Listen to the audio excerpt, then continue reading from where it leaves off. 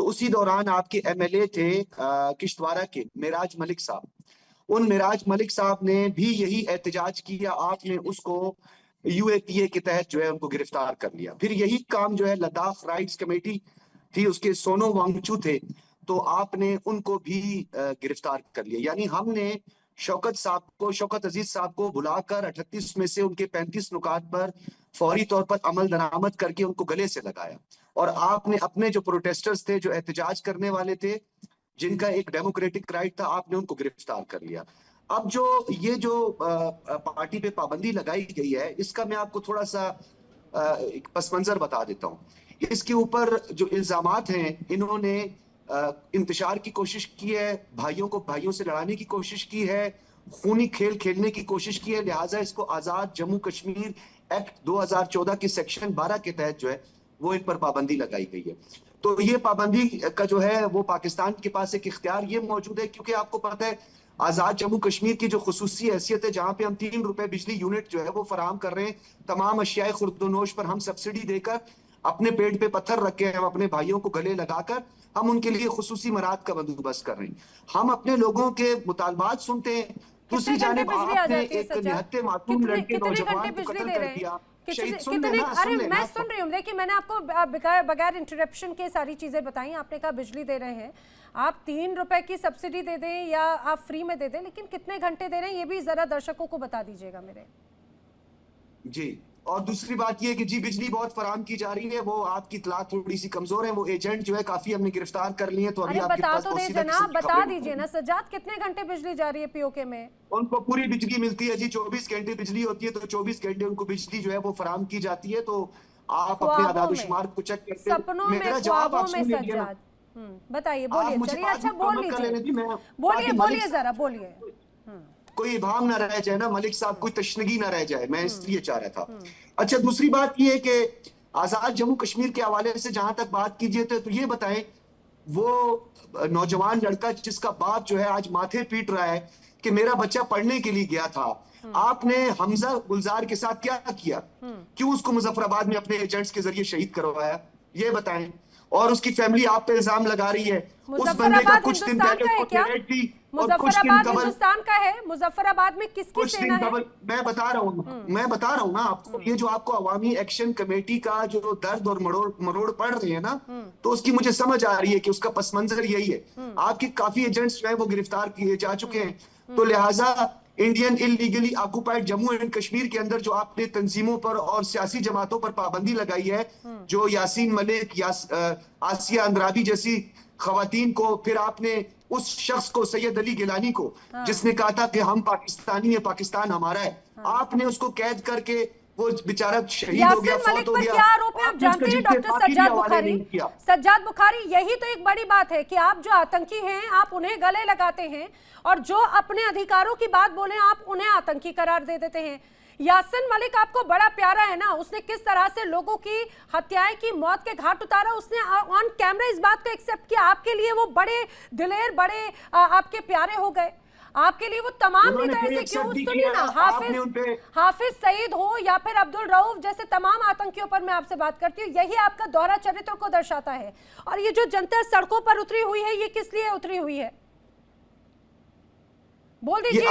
अवामी सुने 13,700 square kilometre और 48 लाख नफूस पर मुश्तमिल जो आजाद जम्मू कश्मीर में आपकी प्रॉक्सीज हैं, तो अगर आप उसका बलूचिस्तान का 3,78,000 स्क्वायर किलोमीटर से मुवाजना कर लें, तो हम देखिए पता है, अगर वीडियोस आप अपनी सोशल मीडिया पर डालते होंगे या पाकिस्तान की आवाम देखती होगी दुनिया के अलग अलग हिस्सों में, तो वो भी बखूबी देखती होगी कि कैसे चिट भी मेरी करने की कोशिश करते हैं सज्जाद, पट भी मेरी करने की कोशिश करते हैं। जैसे ही बलूचिस्तान की बात आती है तो आपके लिए वो आतंकी हो जाते हैं, पीओके की बात आती है तो आतंकी हो जाते हैं, और आप एक तस्वीर क्रिएट करते हैं जम्मू कश्मीर में, आप उनकी तमाम तमाम उन नेताओं को अलगाववादी तक कह देते हैं। कई बार आपकी यही एक बड़ी अलग दोहरी नीति नजर आती है। लेकिन मेजर अली शाह, जल्दी से मुझे एक तस्वीर यहाँ पे बताने की कोशिश कीजिएगा, जिसे JKJAAC की बात हो, कभी PTI पर पाबंदी लगाने की बात हो, कभी BLA को कंट्रोल करने की बात हो, ये तमाम वो संगठन कहीं ना कहीं नजर आते हैं जिन्हें या आतंकी के तौर पर या पाबंदियों लगाने के तौर पर या असामाजिक तत्वों के तौर पर देखते हैं। लेकिन आतंकी रऊफ जैसे ऐसे तमाम बड़े नेता हैं आतंकी संगठन से जुड़े हुए, जो राजनीति में भी बड़ी पैठ रखते हैं। उन्हें चुनाव जीतने और चुनाव लड़ने की पूरी आजादी है। पाकिस्तान में आखिर ये क्या नीति है और POK की जनता के लिए क्या कहेंगे आखिर? ऑडियो अनम्यूट करने मेजर शाह। आपको बता रही है मेरी? जी जी बिल्कुल क्लियर। ओके, POJK की जो सरकार है, इन्होंने एक नोटिफिकेशन जारी किया उनकी होम डिपार्टमेंट ने, जहां पे JKJAAC को पहले शेड्यूल किया है prescribed organisation under anti terrorism act of 2014, और यही नोटिफिकेशन इन्होंने सर्कुलेट करा है पाकिस्तान फेडरल इंटीरियर मिनिस्ट्री ने डेप्टी कमिश्नर्स को, सीनियर पुलिस ऑफिशियल्स को, काउंटर टेररिज्म अथॉरिटीज को, मुजफ्फराबाद के अक्रॉस, पूंछ के अक्रॉस, मीरपुर के अक्रॉस। अब पाकिस्तान की तरफ से जो आए हैं वो अपना कुछ पक्ष कुछ भी रखते हैं, लेकिन फैक्ट ये है नैना जी कि जो भी आवाज, और उन्होंने ये भी बोला है कि इंटरनेट शटडाउन होंगे, पैरामिलिट्री डिप्लॉय किया जाएगा, इलीगल अरेस्ट होंगे, लोग डिसअपीयर हो जाएंगे। वैसे पत्रकार, बहुत से पत्रकार जिन्होंने सरकार के खिलाफ बोलने की कोशिश करी, सरकार के खिलाफ क्या मतलब जो सच बोलने की कोशिश करी है उसको डिसअपीयर हुए हैं पाकिस्तान से। अब क्या है ना कि ये लोग डिफेंड करना चाहेंगे, लेकिन कोई डिफेंस नहीं है। BLA किसने क्रिएट किया? BLA बलूचिस्तान लिबरेशन आर्मी पाकिस्तानियों ने ही क्रिएट किया, इनकी सरकार ने ही क्रिएट करी। बाद में इन्हीं को एक उग्रवादी संगठन दे दिया क्योंकि ये अपने हक के लिए लड़ रहे थे। ये जो संगठन यहाँ पर अवामी कमेटी अपने हक के लिए लड़ रही है, इनको under anti terrorism act of 2014 notification जारी करके इन पे बोल दे कि ये उग्रवादी है। अरे भैया, यानी कि आप फोर्स कर रहे हो इनको कि ये भी BLA की तरह हथियार उठाएं, यानी कि आप चाहते ये हैं, पाकिस्तान सरकार चाहती ये है। और ये पाकिस्तान के POJK के जो प्रेसिडेंट है ना, उन्होंने ये साइन किया है, बाकायदा दस्तखत हस्ताक्षर किए हैं। अब ये कुछ भी बोल दें, सबको पता है इनकी क्रेडिबिलिटी क्या है, कितना झूठ बोल रहे हैं। ठीक है, सबको पता है कि कितना झूठ बोल बोल के ये आगे बढ़े हैं, यहाँ तक ये सर्वाइव कर रहे हैं। लेकिन अल्टीमेटली क्या है ना कि इनको सेल्फ इंट्रोस्पेक्शन करना नहीं आता, अपने गिरवान के अंदर झांकना नहीं आता। अगर ये देख लें कि ये उग्रवाद को बढ़ावा देते हैं, और ये बात समझ लें, मैं कोई दुश्मनी की भावना से नहीं कह रहा हूँ, मैं ये प्रैक्टिकल बात कर रहा हूँ। अगर ये देख ले, पाकिस्तान समझ ले कि कमी क्या है, क्यों आज स्थिति में है। आप बताइए क्यों इनकी पूरी दुनिया भर में जगहसाई हो रही है, क्यों ये गरीब पे भिखारी का कटोरा। और ये भिखारी ये कटोरे की बात मैं नहीं कह रहा हूँ, ये शहबाज शरीफ ने करी है कि जनरल आसिम मुनीर, जब ये फील्ड मार्शल नहीं बने थे तभी जनरल थे, कि जनरल आसिम मुनीर और मैं भिखारी का कटोरा लेकर दर बदर घूमे हैं, अब नहीं जाएंगे। तो ये बात इन्हीं के ही वजीर आजम ने करी है। पाकिस्तान मुद्दे पे आ जाए, मुद्दे पे आ जाए। ये मुनीर फोबिया का पता है मुझे, मुनीर फोबिया का पता है। आप मुद्दे पे आए, मुद्दे पे आए, रेलिवेंट बातें करने, कच्चे पे ना उतरे। जब आप बोल रहे थे, मैंने आपको इंटरप्ट बिल्कुल नहीं किया, आपकी बात तसल्ली से तवज्जो देखी, मैंने सुनी, मैंने रेलिवेंट बात की है, टू द पॉइंट बात की है, तो बात करें टू द पॉइंट। मेरे सवालों के जवाब मैंने सवाल जगहसाई हो रही है, आपकी जगहसाई हो रही है, दुनिया देख रही है आपको, बहुत बड़ा चैनल है ये, आपका लोकल कोई वो नहीं है जहाँ पे जी मुझे पता है, ये बात जगहसाई हो रही है। आप कार्टून दिख रहे हैं, आप मस्करे दिख रहे हैं। बिल्कुल जी, पर्सनल अटैक ना करें, पर्सनल अटैक ना टॉपिक पे आ जाते हैं। ये आप गिरबान में जाके बोले तो गिरबान में जा सकेंगे। विस्की पी के आए हैं आप, अभी विस्की पी के आए हैं, मुझे पता है आपका, आप विस्की पी के आके बात करते हैं, मुझे पता है। आपको सारी बातें पता होती है सज्जाद, बस आपको अपनी POK की जनता, BLA बलूचिस्तान की जनता की खबर नहीं रहती। आपको ये बड़ा पता होता है आज किसने क्या खाने में खाया है, आज किसने क्या पानी पिया है। आपको बस अपनी घर के अंदर क्या हो रहा है, बस इसके बारे में कोई खैर खबर नहीं है। आपको ये खबर नहीं है कि किस रूप में अभी खासतौर से JKJAAC की अगर बात बात की जाए, पिछले साल 2025 में भी बड़े प्रोटेस्ट हुए, उन प्रोटेस्ट के बाद में भी कई लोगों की जानें गईं। उसके बाद में जब तनाव हुआ तो एग्रीमेंट हुए, लेकिन उन एग्रीमेंट का क्या हुआ? ऐसे क्या वो सिर्फ अब कागज का ढेर बन गया? आखिर उन लोगों के साथ में क्या क्या गया? क्या उनके साथ में बड़ा धोखा नहीं हो गया? मैं दामोदर जी का रुख करूं, लेकिन उसके पहले मैं यही सवाल एक बार सरदार तैयब खान से लेना चाह रही हूं। क्या वो धोखा था, या फिर अभी जिस रूप में एक बार फिर से उनको आतंकी घोषित कर दिया जाता है संगठन को या आवाज बुलंद करने वालों को, ये धोखा है या ये हकीकत है?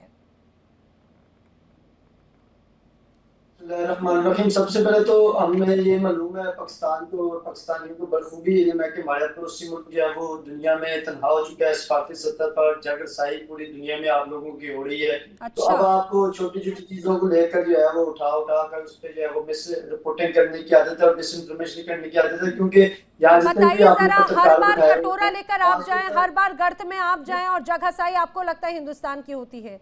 यही तो बात है कि कभी आपको अपनी गलतियां नजर नहीं आती। आतंकियों को गले आप लगाएं, आतंकियों को आप जगह जगह फ्रीडम के तौर पर आप जगह जगह पेश करें, तब आपको उसमें आपको तब कोई आपत्ति नहीं होती।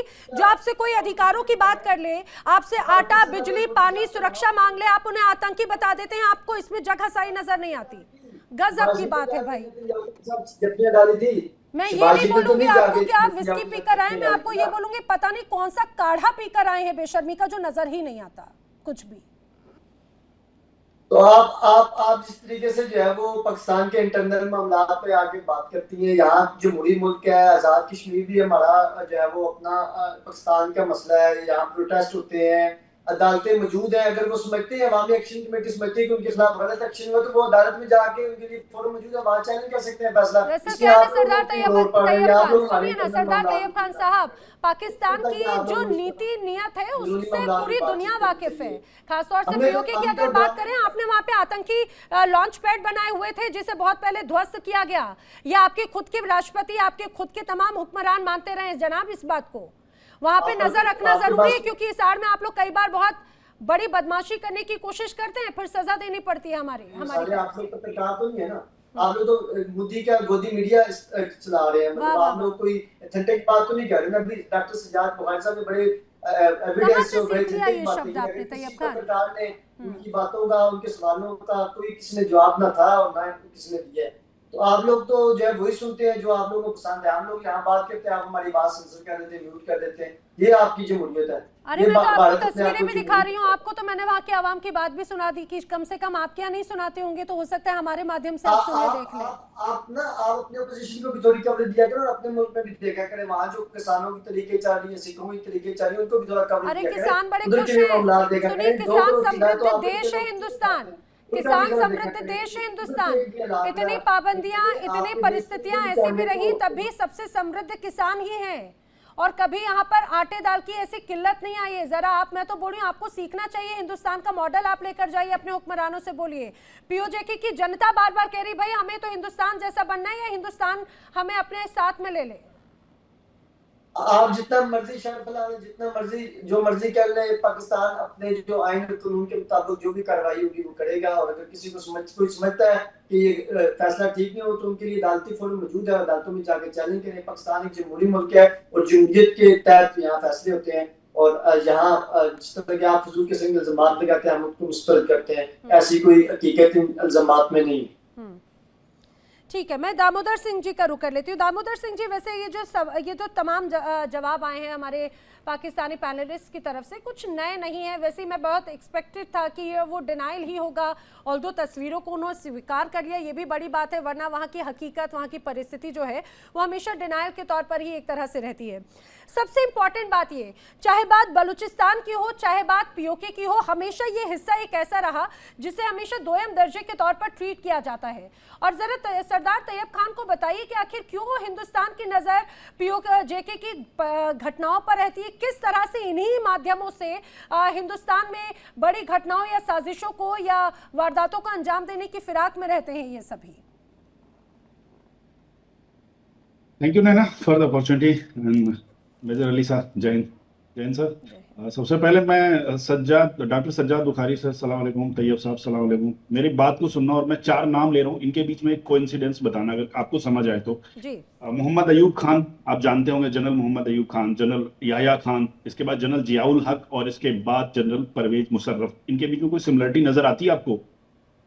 अगर आती है तो एक चीज बताएं मुझे, इसका जवाब दीजिए। जब 1971 में आवामी लीग ने चुनाव जीता था, उंगली मत उठाया करिए, that's not correct in the debate, you have spoken freely, now I am talking, ठीक है। तो जब 1971 में आवामी लीग ने 300 सीटों में 167 सीटें जीती थी, थोड़ा सा हिस्ट्री आपको क्योंकि आप लोगों को याद नहीं रहता, इसलिए मैं बता रहा हूँ। मैं अभी बात करूंगा, यहाँ पे बात हो रही है कंप्लीट, बुरी आदत है ये सज्जाद बुखारी जी। नैना, इनका अगर माइक डाउन करेंगे तभी मैं बात कर पाऊंगा। ठीक है, एक-एक बातों से आप इतना क्यों, इतना क्या है, सुन लीजिए तसल्ली से, मैं फैक्ट ही बता रहा हूँ, कुछ और नहीं, अपनी तरफ से कुछ नहीं बोलूंगा, मैं वही बोलूंगा जो पूरी दुनिया को पता, बस याद दिला रहा हूँ आपको। तो इसके बाद इन चारों नामों में कुछ सिमिलरिटी अगर नजर आती तो मैं बता देता हूँ। ये वो सैन्य शासक है जिन्होंने आपकी चुनी हुई सरकार को पलट के सैन्य सत्ता स्थापित की। समझ में आ रही बात? भारत में किसी को इस बात की चिंता नहीं, आप किसी को फिक्र नहीं, आप कैसे भी शासन करें, चिंता इस बात की है कि जब भी आपके यहाँ कोई भी राजनीतिक लीडरशिप थोड़ा भी आपके यहाँ हालात सही करती है, आपकी सेना उसका तख्ता पलट करती है। और इतिहास है इस बात का, जब से आप हमारे यहाँ से गए हैं, निकले हैं, या जो भी गए, आपको आपकी वहाँ पे सत्ता स्थापित हुई है, आपने पाकिस्तान बनाया, उसके बाद 4 बार मिलिट्री शासन लगा है आपके ऊपर। और इसके बाद कितने प्रधानमंत्रियों को आपने टांगा, कितने जनरलों को आपने साजिशन मारा। 1971 में आवामी लीग ने जब 300 सीटें जीत ली थी, 167 सीटें जीतने के बाद आपने उनको शासन नहीं करने दिया, याद है आपको? वही आज वहां पर भी हो रहा है जहां की बात अभी हो रही है। ज्वाइंट एक्शन कमेटी में जितने भी उनके लीडर्स हैं, डर इस बात का है कि आप बताएं जरा उनके खिलाफ कितने मुकदमे लगे हुए, कहीं भी उनके खिलाफ सशस्त्र विद्रोह का कोई मुकदमा है? कैसी बातें आप करते हो? और आप जब बात करते हैं अभी इंडिया की, जब मैं सुन रहा था कि आप यासीन मलिक की हमदर्दी कर रहे हैं, जितने भी नेता उनके खिलाफ आतंकवाद की कार्रवाई हो रही, उन्होंने टीवी पे आके स्टेटमेंट दिए, उनके खिलाफ मर्डर के चार्जेस हैं, लोगों की हत्याएं की उन्होंने। ध्यान रखना इस बात का, कृपा करके इस बात का ध्यान रखिएगा। आप तुलना किससे कर रहे हैं? सीधे सीधे मैं आपके लश्कर तोयबा के लीडरशिप से तुलना नहीं कर रहा हूं, आप ध्यान रखिए। वो जो पब्लिक का नेतृत्व करे। इसके बाद मंगला डैम से 1300 मेगावाट की आपकी बिजली बनती है, नीलम में 13, आप केवल 300 से 400 मेगावाट बिजली देते हैं वहां के लोगों को। कहने के लिए वो अपना सुप्रीम कोर्ट है, सब कुछ है, लेकिन आप सब पूरी दुनिया को पता है इस्लामाबाद का कितना वर्चस्व रहता है। ये बातें आपकी जनता बता रही, मैं नहीं बता रहा हूं, ये फैक्ट है, आप जाके चेक कर लीजिएगा। मैं फैक्ट पे बात करता हूं, समझ में आ गई बात? अगर आपको नेटवर्क की प्रॉब्लम होगी, 4G होगा आपके यहाँ, 5G होगा नहीं। शौकत नवाज मीर ने कौन सा विद्रोह किया, ये बताएंगे आप? क्यों आपने उनको आतंकवादी संगठन बनाया या घोषित किया? आपने जिस तरह से अभी आपको 9 जून के मार्च से उनको इतना डर लग रहा था आपको, शौकत नवाज मीर से आपको क्या खतरा था? कोई जवाब है? आप एक सिंगल पॉइंट में बता दीजिए उस व्यक्ति के खिलाफ कोई एलिगेशन थे, या अमजद अली खान के खिलाफ थे, उमर नजीर कश्मीरी के खिलाफ थे, कोई भी ऐसा आरोप? जस्ट बिकॉज आपको पता है कि अब जनता अपने हक की मांग करेगी, और उनकी मांगों में बहुत सीधी और सरल मांगे, आटा सब्जी दाल के दाम कम कर दो यार। देखिए इंडिया डेली 24/7 अब आपके स्मार्ट टीवी पर। इंडिया डेली मौजूद है सभी डिजिटल प्लेटफॉर्म पर लाइव और लगातार। इंडिया डेली 24/7 हर दिन राष्ट्र को समर्पित।